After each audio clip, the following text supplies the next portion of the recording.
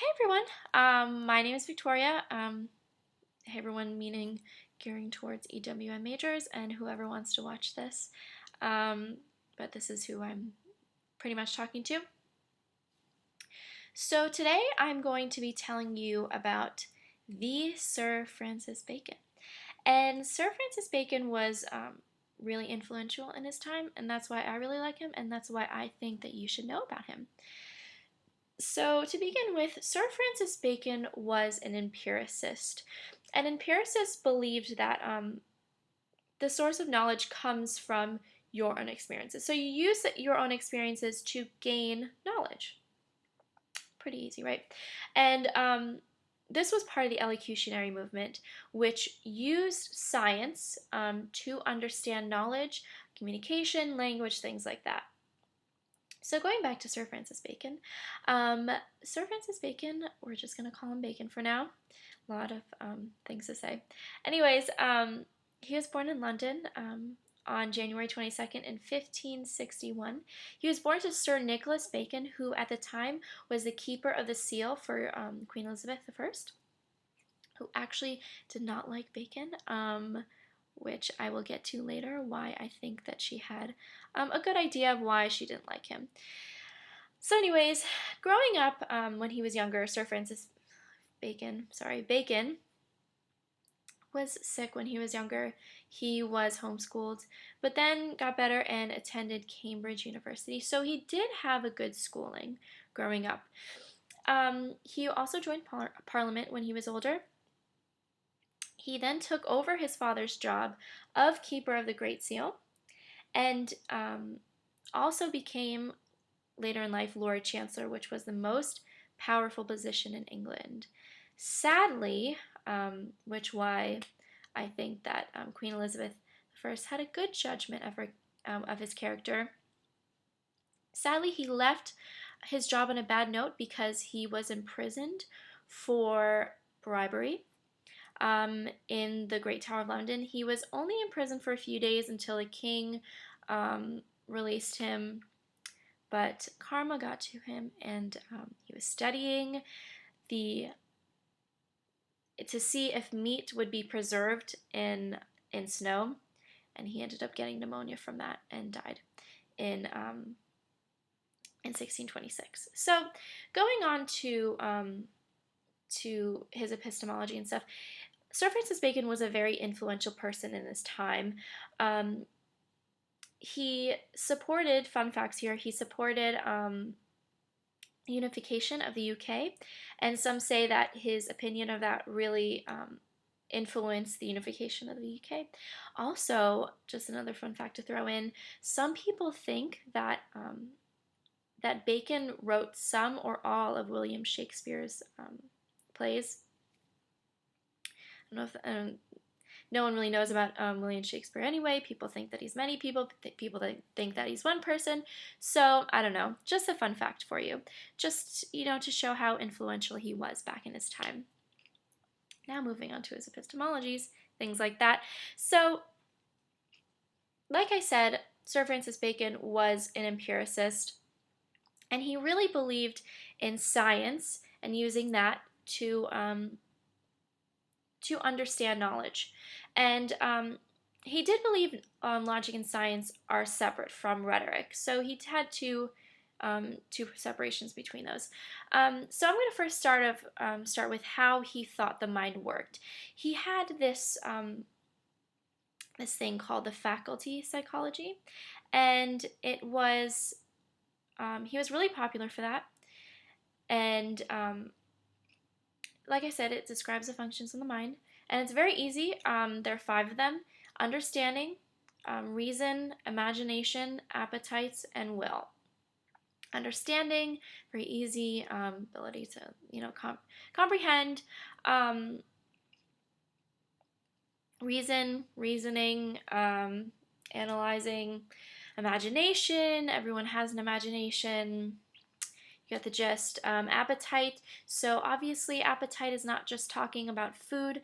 Appetite is talking about the hunger for things such as, if you're want a job or hungry for power. And then the will, so that's the what pushes us to act upon things. So these faculties of the mind then allow us to perform the internal process. And this allows us to inquire an event, to examine and judge, to recall and maintain, and to transmit through language. So to inquire an event is to really discover ideas. To examine and judge is really analyzing. To recall and maintain is just remembering ideas, recall. To transmit through language, to put things in your own language so people would understand. So, so what Sir Francis Bacon believed was that, in his quote, to apply reason to imagination for the better moving of the will. So what this means is that for the rhetor to persuade their audience, they have to use past experiences or stories to help the audience understand what they're trying to persuade them. And Bacon believed that that communication was divided into three traditions, and the first tradition is the organon of tradition, and that is the study of the grammar and the vocabulary. So it's actually the study of the words and what you're trying to communicate to your audience. Then there's a method of tradition, so that is using organization and using the logic that you use and how you structure what you're communicating to your audience. And then illustration of tradition is how you portray or perform or say what you need to say to your audience. And this goes into the importance of delivery and why he thinks that delivery is so important when you're trying to persuade an audience, obviously. And there's a quote that he says, "The tongue speaks to the ear while gestures speak to the eye." So going off of communication, he believed that that language was actually corrupted by the idols of culture, and there are four of them. So there's the idols of the tribe, the idols of the den, idols of the marketplace, and idols of the theater. So I'm just going to help you. I know this kind of seems confusing, but I'll give you some examples to help you understand what he means by this. So first of all, the idols of the tribe are persuasions in society that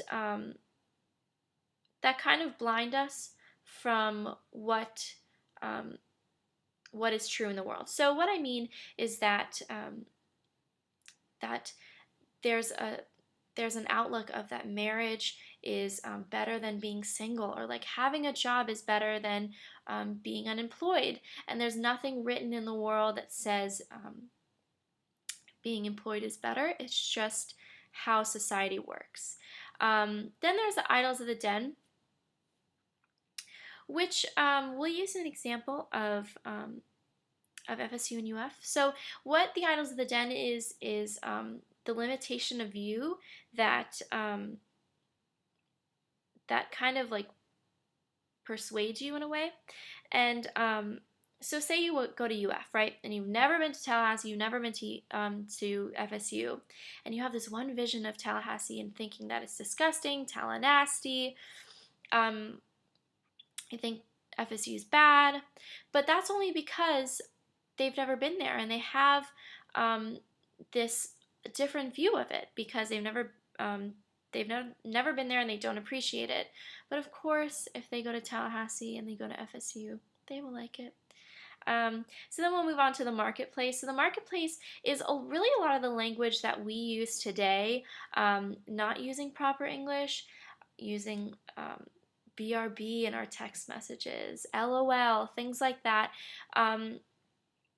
So it's just different language that is not proper English slang, things like that.